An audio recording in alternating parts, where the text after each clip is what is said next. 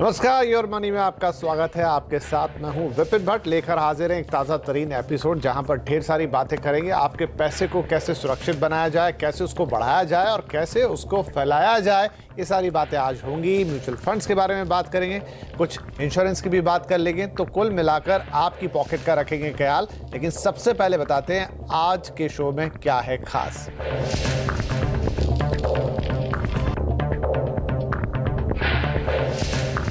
तो mutual fund कितना सुरक्षित है, आखिर इसमें पैसा लगाएं तो क्यों लगाएं, क्या कोई जोखिम भी इसके साथ है, इस पर होगी बात। इसके अलावा उठापटक के बीच कहां बनेगा पैसा। बात यहां पर यह है कि हम उठापटक ऐसे में बोल रहे हैं जब चुनाव आने वाले हैं। और इसके अलावा फेसबुक लाइव पर आप अपना सवाल पूछ सकते हैं जिसके हम जवाब देंगे।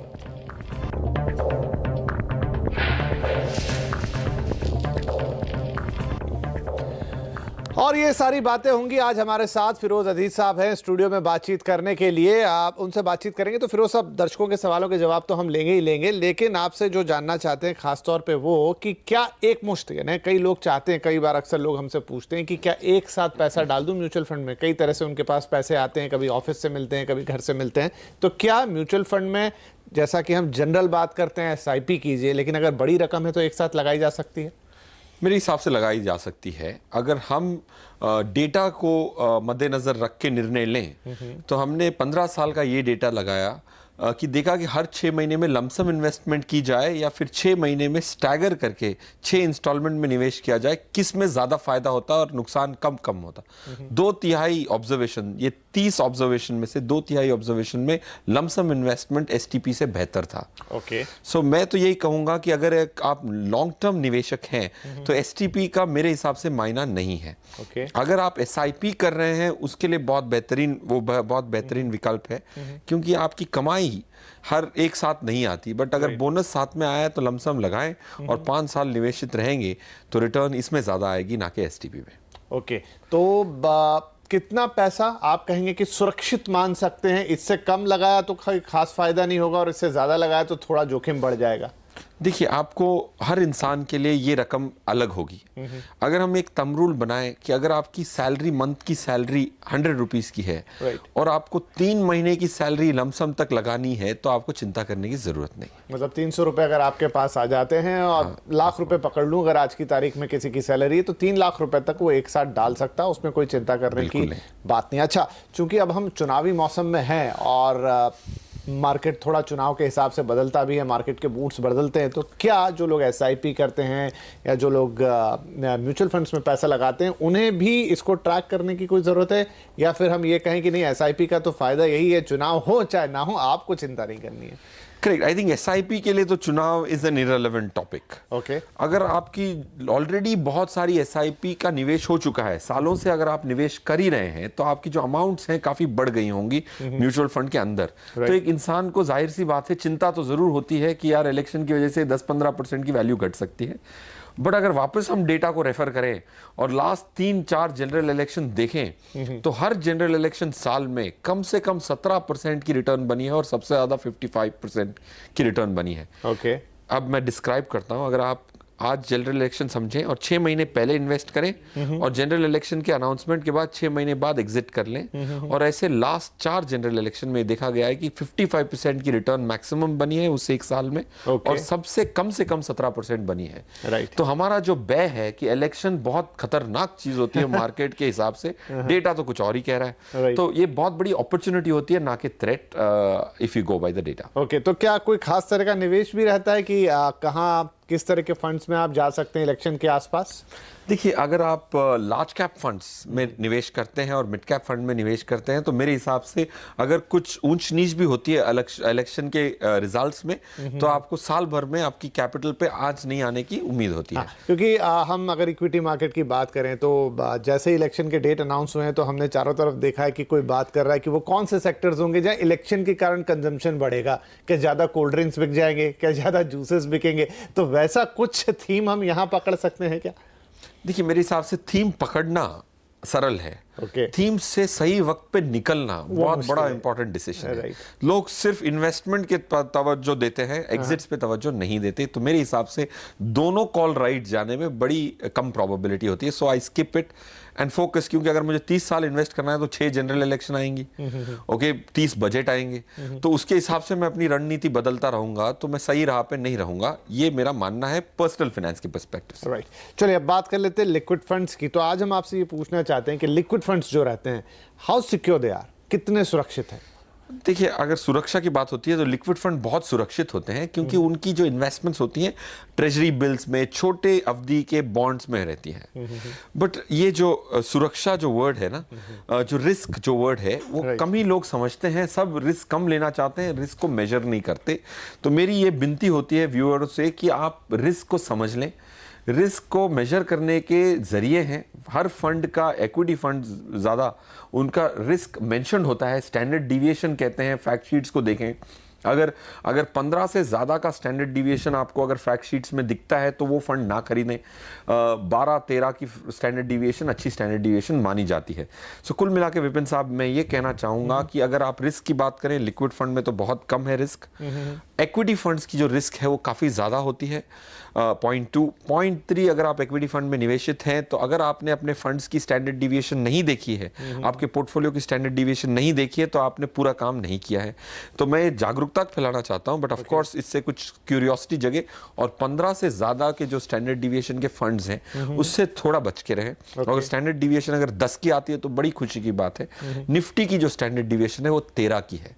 ये एक रिस्क मेजर कहलाएगा, और उसको कैलकुलेट करना भी बड़ा सरल है, but for the lack of time मैं यही पूछना चाह रहा था कि शायद जो आम व्यक्ति है, आम दर्शक है, वो इतना स्टैंडर्ड डिविएशन को समझ के कैलकुलेट नहीं कर पाएगा, तो उसे क्या करना चाहिए? फिर एक सलाहकार की सलाह लेनी चाहिए ऐसे में? देखिए, इसमें सलाहकार भी ना हो तो भी अगर आप गूगल कर लें आपकी स्कीम का नाम और उसकी स्टैंडर्ड डिविएशन, आपको इंटरनेट पे मिल जाएगी। क्योंकि जो फंड्स जो फैक्ट शीट देते हैं उसमें ये मेंशन होता है। अनफॉर्चुनेटली क्या है कि फाइनेंस के स्ट्रीम में नाम ऐसे भारी भरकम दिए जाते हैं कि कोई भी डर जाए, राइट? बट वो बड़ी सरल चीज है, आप देख लें, वो लिखा हुआ है, आप देखेंगे 13 से ज्यादा हो तो थोड़ा भय है, 10 हो तो बहुत खुशी की बात है।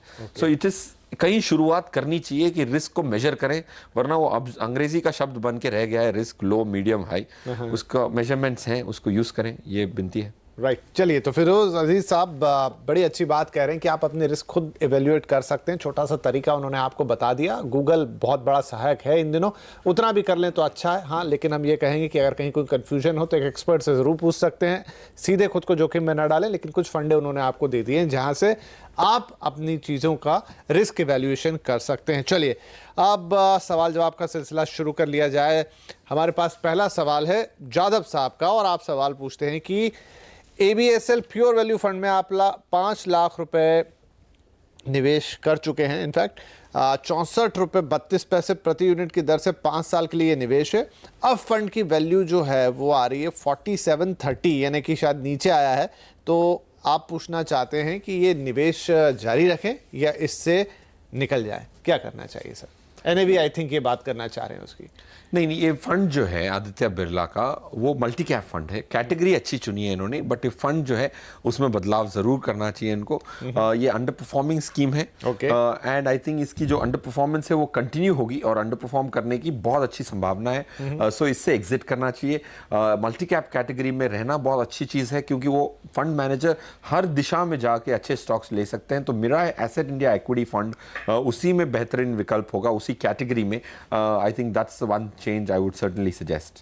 ठीक है, तो यहाँ पर आपके लिए बस एक ही है कि आपका जो टाइप है, फंड कैटेगरी है, वो खराब नहीं है, लेकिन आपने जो फंड चुना है वो उतना अच्छा परफॉर्म नहीं कर पाया। जैसा आपने खुद ने भी लिखा कि पहले जो NAV था वो अलग था और बाद में अब नहीं। तो मेरे एसेट इंडिया फंड जो आप यहाँ पर बता रहे हैं, उसमें अगर आप पैसे लगाते हैं, अपना निवेश यहाँ से निकालकर उसमें डालते हैं, जैसा अजीत साहब आपको सलाह दे रहे हैं, तो शायद आपके लिए ज़्यादा बेहतर विकल्प होगा और आपको अच्छे रिटर्न्स मिलेंगे यहाँ पर। अब हमारे साथ जो सवाल है वो है जितिन पटेल साहब का। आई थिंक वो फोन लाइन पर मौजूद है। जितिन साहब आपको शायद नहीं है, तो चलिए कोई बात नहीं, सवाल तो उनका हमारे पास मौजूद ही है।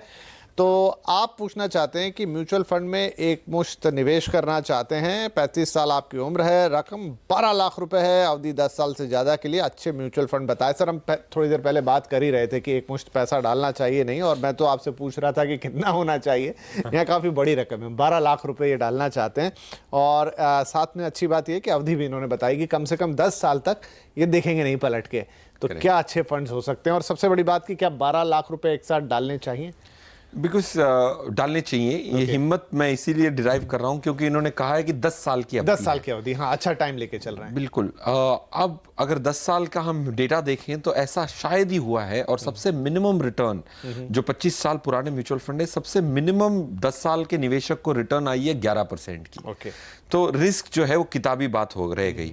रिस्क एक इंसान को अपने कैपिटल पे आंच आए तो वो गवारा नहीं होता है। तो ये देखा है कि 10 साल की अवधि में आप पीक से पीक में भी इन्वेस्ट करेंगे तो आपकी कैपिटल पे आंच नहीं आएगी। पॉइंट 1। ठीक है। पॉइंट 2, अच्छे स्कीम्स 3 खरीद लेने चाहिए इनको, लार्ज, मल्टी कैप और मिड कैप में। लार्ज कैप में रिलायंस लार्ज कैप खरीद लें, मल्टी कैप में मिराय एसेट इंडिया इक्विटी, और मिड कैप में अगर इनको लेना है तो L&T मिड कैप फंड। ये 3 फंड्स में अगर 4-4 लाख रुपए का निवेश करके, अगर ये 35 साल की उम्र के हैं तो 45 साल में अगर ये निकालने जाएंगे तो 13 से 15% की रिटर्न, तो पैसा 4 गुना होने की क्षमता रखता है 10 साल में। 48 लाख की क्षमता रखता है अगर 15% से ग्रो हो पाए तो। राइट। तो चलिए, आपने 3 फंड बताए, लेकिन अब चूंकि पैसा भी ज़्यादा और साथ में अवधि भी ज़्यादा है, ये भी होगा कि ये तीनों फंड ड्यूरिंग द 10 ईयर अपने पीक परफॉर्मेंस से शायद हटें, थोड़ा आगे पीछे जाएं, तो कितने समय में इनको रिव्यू करना चाहिए, और अगर ज़रूरत है तो फिर वहाँ से चेंज भी करना चाहिए, इसकी ज़रूरत नहीं पड़ेगी? नहीं, बहुत वैलिड क्वेश्चन है विपिन साहब। अगर आप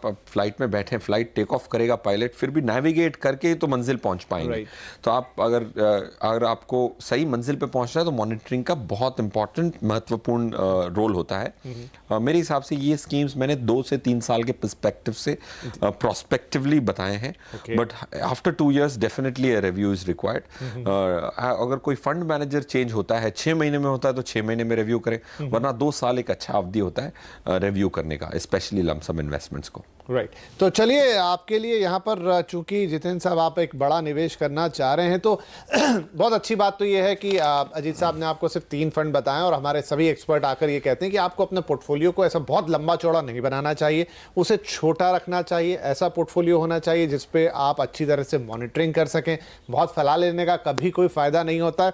आप 12 लाख रुपये डाल रहे हैं, 10 साल के लिए, बड़ी अवधि के लिए डाल रहे हैं, तो 3 फंड है, रिलायंस लार्ज कैप 4 लाख रुपए, मतलब तीनों में इक्वल आप डालेंगे, मिराय एसेट इंडिया इक्विटी फंड और L&T मिड कैप फंड।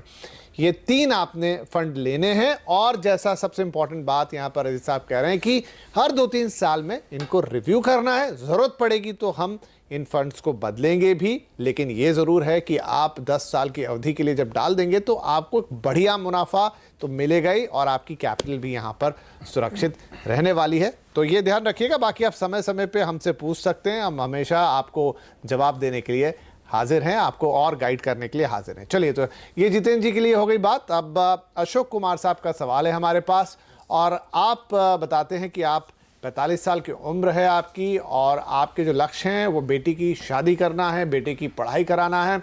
आपको जो कुल रकम इकट्ठी करनी है वो कुछ 75 लाख रुपए के आसपास चाहिए। 10 से 12 साल का वक्त आपके पास है, और जनवरी 2019 से आपका निवेश जारी है। अब पोर्टफोलियो में क्या क्या है? L&T emerging business fund, SIP कर रहे हैं आप 1500 रुपये की हर महीने। उसके अलावा आपके पास कोटक इमर्जिंग इक्विटी फंड है, यहाँ पर भी आप SIP कर रहे हैं 1500 रुपये का। एक मुश्त भी आपने रकम डाली है 10,000 की। रिलायंस लार्ज कैप फंड में 2000 का SIP, ICICI Pru equity and debt में 1500, अभी और ये लिस्ट जारी है। मैग्नम इक्विटी ESG में 500 रुपये, और इसके अलावा भी AFPP फंड में 20,000 रुपये महीना, LIC में 7,500, SBI लाइफ 1.5 लाख सालाना, और बहुत सारा कुछ है, मैं पढ़ता नहीं हूँ पूरा। लेकिन फिर ये जिसकी बात अभी हम कर रहे थे, और आप लोग अक्सर सलाह देते हैं कि आप बहुत ज़्यादा मत फैलाइए अपनी चीज़ों को, क्या आपको लग रहा है कि इन्होंने काफ़ी ज़्यादा फैला दिया है? यस ऑफ कोर्स ज़्यादा फैला दिया है। ये क्यों होता है कि इंसान प्रोडक्ट खरीदता रहता है Right. लक्ष्य के हिसाब से। अगर इन्होंने बहुत अच्छी तरह से अशोक कुमार जी ने अपने लक्ष्य लिखे हैं right. But on the contrary product खरीदे हैं, बहुत किस्म के प्रोडक्ट खरीदे हैं। अगर लक्ष्य क्लियरली डिफाइंड है तो एक्शन भी क्लियरली डिफाइंड होने चाहिए। So it should be consolidated. Point 2, मेरे हिसाब से इनके फंड्स में से 2 फंड बहुत बेहतरीन है, उसमें विकल्प चालू रखना चाहिए इनको। कोटक इमर्जिंग इक्विटीज फंड को आप जारी रखें, रिलायंस लार्ज कैप फंड को जारी रखें, L&T इमर्जिंग बिजनेस फंड में जितने आप पैसे डाल चुके हैं उसको बरकरार रखें। आगे की जो SIP है उसमें से स्टॉप करके आप HDFC स्मॉल कैप में जाएं, क्योंकि स्मॉल कैप फंड में बेहतरीन फंड चुनना बहुत ज़्यादा ज़रूरी होता है। क्योंकि छोटी कंपनियां जो हैं वो फ्यूचर बड़ी कंपनियां हो सकती हैं बट उसमें चुनाव करना बहुत मुश्किल होता है। तो चिराग सेतलवार का fund is a better fund than L&T emerging business. तो these are the some changes. बाकी स्कीम्स आप एग्जिट कर सकते हैं। मिराय एसेट इंडिया इक्विटी जो one of my favourite scheme for the last 4-5 years continues to be one. You can add that. Debt side में आप Franklin India income opportunities fund को भी अपनी पोर्टफोलियो में शामिल कर सकते हैं। चलिए, तो पोर्टफोलियो को सबसे पहले थोड़ा कंसोलिडेट करना है, कुछ चीज़ों को हटाना है, चीज़ों को पकड़ के नहीं बैठना, उनसे मुंह नहीं करना है। और यहाँ पर यही चीज़ शायद सबसे इंपॉर्टेंट होती है कि आप पकड़ के मत बैठिए। फिरोज साहब आपको बता रहे हैं कि कौन से 4-5 फंड आपको अपनी पोर्टफोलियो में रखने हैं और बस वो लगाइए और उनका परफॉर्मेंस मॉनिटर कीजिए। इंस्टेड की आप बहुत सारी चीज़ें वक्त वक्त पे खरीद रहे हैं ना, आप उनको मॉनिटर कर सकते हैं और अगर उनमें कुछ ऊपर नीचे हुआ तो वो आपके ऊपर प्रेशर अलग क्रिएट करती हैं। सो आपने अपने लक्ष्य बना लिए हैं, बहुत अच्छी तरह से समझ लिए हैं। सबसे अच्छी बात बस ये है कि जैसा सर कह रहे हैं, एक्शन प्लान सही होना चाहिए। वो जो करेक्शन है वो आपको यहाँ पर बता दिए गए हैं। एंड आई होप कि आपको आगे कोई दिक्कत नहीं होगी और हमारी शुभकामनाएं आपके साथ हैं कि आपके सभी लक्ष्य आप प्राप्त करें। फटाफट एक कॉलर हमारे पास आए, अक्षय साहब, उनकी बात सुन लेते हैं, उनको जवाब देने की कोशिश करेंगे। अक्षय जी, क्या होगा आपका सवाल, संक्षेप में बताइएगा। हाँ, मैं 2017 से सर 2017 में मैंने लमसम 1 लाख का अमाउंट रिलायंस टैक्स सेवर में डाला था और तभी से मैं 5,000 रुपए की पर मंथ SIP उसमें कर रहा हूँ। लेकिन मैं ये देख रहा हूँ कि उसकी जो NAV है तब से लगातार गिरते जा रही है। राइट, तो उसमें क्या करना चाहिए? गॉट इट, समझ में आ गया आपका सवाल। अब करें क्या? दिक्कत ये है आपने पैसा डाला, SIP भी कर रहे हैं लेकिन NAV ऊपर नहीं आ रही है। सर क्या सलाह होगी इनके लिए? इनके लिए ज़रूर ये सलाह होगी, क्योंकि ये इक्विटी लिंक सेविंग स्कीम है, इसमें से आप निकल नहीं सकते 3 साल के लिए। जो भी आप SIP कर रहे हैं उसका हर इंस्टॉलमेंट को 3 साल पार करने के बाद ही अपने पैसे को आप एक्सेस कर सकते हैं। पॉइंट 1, स्कीम अच्छी नहीं है, मार्केट बहुत खराब रही है, मिड कैप और स्मॉल कैप में बड़ी मंदी देखी गई है और काफ़ी फॉल्स देखे गए हैं, इसीलिए ये फंड परफॉर्म नहीं कर रहा है। But the fund is good. Fund house में जो CIO हैं वो भी बहुत अच्छे हैं, शैलेश राजभान जो फंड मैनेजर हैं वो भी अच्छी तरह से ओवरसी कर रहे हैं फंड को। सो पॉइंट 1, इसमें फिक्र करने की ज़रूरत नहीं है। 2017 से म्यूचुअल फंड इंडस्ट्री में काफ़ी डेंट आया है परफॉर्मेंसेस में, but I think it will revive before the time it comes to redeem the investment. चलिए, तो ये बात हो गई। फटाफट मेरे पास सवाल है जो कि फेसबुक पर है, आप समझने की कोशिश करेंगे। कई बार फेसबुक का लैंग्वेज थोड़ा ऐसा होता है कि कंफ्यूजन होता है। सर, एक हमारे दर्शक हैं जो पूछना चाह रहे हैं कि 10 लाख का SWP किया है उन्होंने और उसे ड्रॉ कराना चाहते हैं, आई थिंक वो विड्रॉ करना चाहते हैं, इस तरह की बात पूछ रहे हैं, मुझे लग रहा है। Correct. SWP systematic withdrawal plan जो होता है वो आपको डिविडेंड ऑप्शंस अच्छे नहीं होते, उसमें टैक्स इनएफिशिएंसी होती है। तो SWP एक बहुत अच्छा बेहतरीन मेथड है ताकि आपको बैंक अकाउंट में क्रेडिट आए। अगर आपने 10 लाख की डेट इन्वेस्टमेंट कर ली है तो सिस्टमेटिक विड्रॉल प्लान आप 9% के हिसाब से 10 लाख का 9% होता है क्लोज टू 9,000 रुपए, 8,000 रुपीज़ पर मंथ की आप विड्रॉवल कर सकते हैं सिस्टमैटिक विड्रॉवल प्लान पे। तो आपकी जो टैक्स एफिशिएंसी है बहुत बेहतरीन रहेगी। डिविडेंड ऑप्शन चूज ना करें। ये अच्छी बात है कि इन्होंने सिस्टमैटिक विड्रॉवल प्लान का चुनाव किया है। डिविडेंड डिस्ट्रीब्यूशन टैक्स के मुकाबले इसमें टैक्स की डिफरेंशियल बहुत ज़्यादा होती है, specially for people in the highest tax bracket. ठीक है, चलिए एक सवाल और जो कि फेसबुक से आया है, श्रवण कुमार साहब का। आप पूछना चाहते हैं कि HDFC opportunity direct fund growth में 2000 का SIP आपने किया है और 2 साल हो गए हैं लेकिन इसमें कोई ग्रोथ नहीं दिख रही है। देखिए, HDFC अपॉर्चुनिटी का नाम का फंड नहीं है, शायद आप HDFC मिड कैप अपॉर्चुनिटीज़ की बात कर रहे हैं। वो बहुत अच्छा फंड है, चिराग सेतलवाड़ उसके फंड मैनेजर हैं, one of the largest mid cap funds. Mid cap की जो ओवरऑल परफॉर्मेंस रही है मार्केट में बहुत खराब रही है, इसीलिए इस फंड में आपको बढ़त नहीं देखने को मिल रही है। बट जैसे ही टाइड टर्न होगी ये fund will be back in the flavour and it will do justice to your money. Right, तो इन्हें बने रहना चाहिए। बिल्कुल। चलिए, तो इसी के साथ आज के लिए हो रहा है समय समाप्त। हम कोशिश करते हैं कि ज़्यादा से ज़्यादा सवाल आपके लें, लेकिन फिर भी समय की सीमा रहती है, मर्यादा को ध्यान में रखना होता है, इसलिए आज के कार्यक्रम को यहीं समाप्त करेंगे। जाने से पहले अजीत सर, आपका बहुत शुक्रिया, आपने हमारे दर्शकों के सवालों के जवाब दिए। और आपके लिए तो है ही है mf@moneycontrol.com, बस लिख दीजिए, बाकी हम पे छोड़ दीजिए, आपकी बाकी फाइनेंशियल प्लानिंग हम यहाँ पर देख लेंगे। तो आज के लिए इतना ही, कल मुलाकात होगी, तब तक के लिए नमस्कार।